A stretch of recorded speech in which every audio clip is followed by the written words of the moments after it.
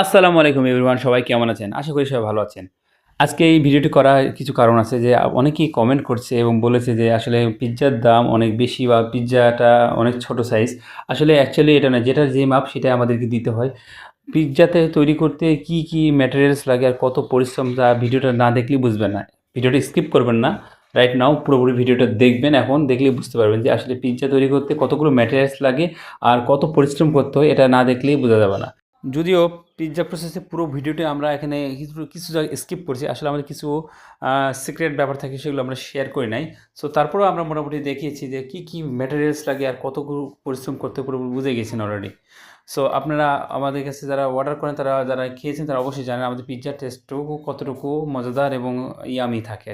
সুতরাং আমাদের pizza processing প্রায় শেষের দিকে। আপনারা যদি অর্ডার করতে চান তাহলে স্ক্রিনে দেওয়া নাম্বার 01798279262 এই নাম্বার আপনারা কল করতে পারেন অথবা সরাসরি হোয়াটসঅ্যাপে নক দিতে পারেন।